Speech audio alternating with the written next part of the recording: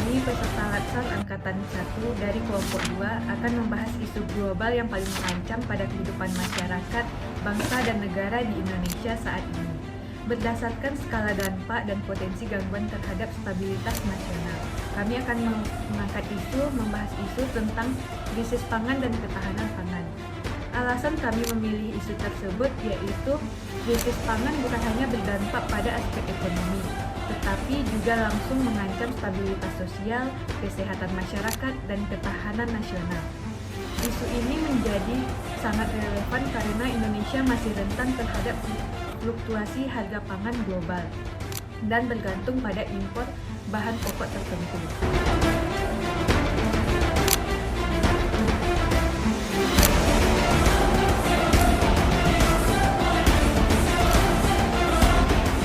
Baiklah, perkenalkan, saya Eka Silam, perwakilan di kelompok 2 akan menjelaskan mengenai analisis isu global yang kami ambil terkait isu krisis pangan dan ketahanan pangan yang dikaitkan dengan metode atau teknik 5W dan 1H.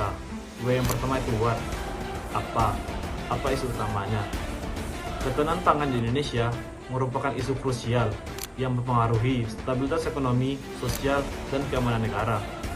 Isu ketahanan pangan terjadi ketika ketersediaan dan akses terhadap pangan terancam, baik karena produksi yang menurun, distribusi yang terganggu, maupun harga pangan yang melonjak tinggi. Di Indonesia, adanya isu terkait krisis pangan dan ketahanan pangan berdampak pada tingginya harga beras serta ketergantungan pada impor kedelai dan minum bawang putih. Bahkan di tahun 2023, impor beras diperkirakan mencapai 3 juta ton, angka tertinggi sejak krisis moneter 1997. Indonesia juga menjadi importer gandum terbesar di dunia dengan ketergantungan penuh pada pasokan luar negeri, terutama dari Australia, Ukraina, dan Kanada. Yang kedua itu why, mengapa isu ini terjadi. Adapun penyebab utamanya yaitu pertama, perubahan iklim global, di mana pemanasan suhu muka laut menyebabkan keringan penyang yang mengganggu musim tanam. Yang kedua itu alih fungsi lahan pertanian. Banyak lahan subur berubah menjadi pemukiman atau industri. Yang ketiga, ketergantungan impor, di mana Indonesia masih mengimpor kurang lebih 70% kebutuhan gandum kedelai. Yang keempat, produktivitas petani rendah diakibatkan karena akses terbatas terhadap teknologi pertanian, pupuk dan pembiayaan.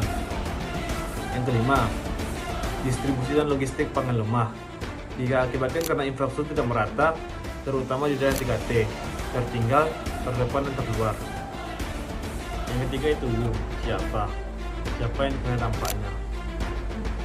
Berbicara mengenai isu krisis pangan dan ketahanan pangan tentunya berdampak pada yang pertama masyarakat luas, terutama pada kelas menengah ke bawah yang sangat terdampak karena adanya kenaikan harga pangan. Yang kedua, anak-anak dan ibu-ibu hamil yang rentan mengalami stunting dan gizi buruk. Yang ketiga, petani kecil, di mana yang paling terdampak oleh perbandingan ketidakpastian harga pasar.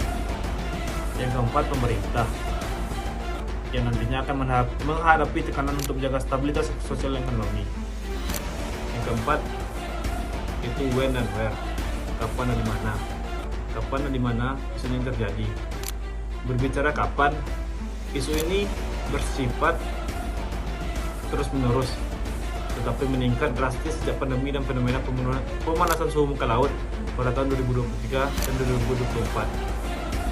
Di mana biasanya terjadi di hampir seluruh wilayah Indonesia, terutama di wilayah pertanian di Jawa, NTB, Sulawesi, dan Papua. Yang kelima, how, bagaimana dampaknya jika tidak dicegah. Dampaknya yaitu yang pertama dampak sosial. Yang pertama, kelaparan lokal, malnutrisi, dan meningkatnya stunting. Yang kedua, ketidakpuasan publik terhadap pemerintah sehingga menyebabkan potensi konflik sosial.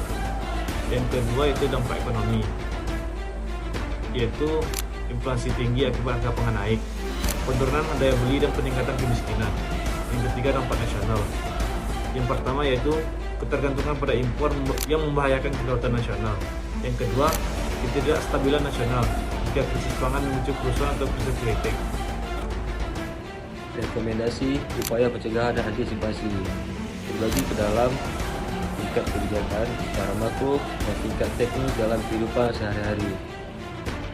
Tingkat kebijakan secara makro, pertama, perluasan dan perlindungan lahan pertanian berkelanjutan (LP2B), yaitu penegakan Undang-Undang Tata Ruang dan Lahan Pangan. Yang kedua, diversifikasi pangan dan beras, yaitu promosi sagu, jagung, singkong, sorghum sebagai sumber karbohidrat alternatif. Yang ketiga, kebijakan cadangan pangan nasional dan logistik dari integrasi, yaitu pembangunan cold storage, gudang pangan dan pasar digital. Yang kelima, reformasi impor dan perlindungan produk lokal, yaitu pembatasan impor saat panen raya dan penetapan harga eceran tertinggi. Secara tingkat teknis dan kehidupan sehari-hari, pertama, urban farming dan perkarangan pangan lestari (P2R), yaitu mengajak masyarakat tanam cabai, sayur, dan tanaman di rumah maupun di kantor. Yang kedua, kampanye konsumsi pangan lokal dan anti food waste, yaitu gunakan bahan lokal, kurangi makanan sisa. Yang ketiga, edukasi gizi seimbang dan verifikasi pangan di sekolah, yaitu integrasi dalam kurikulum dan UKS. Nah, jadi kesimpulannya, krisis pangan itu adalah isu yang sangat berbahaya karena berdampak langsung pada aspek sosial, ekonomi, kesehatan, dan stabilitas nasional. Nah, pencegahan dan penanganan tersebut, isu ini membutuhkan kerja sama lintas sektor, kebijakan jangka panjang, serta perubahan gaya hidup masyarakat. Nah, ASN memiliki peran vital dalam mendesain, melaksanakan, serta mengedukasi masyarakat untuk membangun kemandirian dan ketahanan pangan yang kuat di tengah gejolak global. Terima kasih.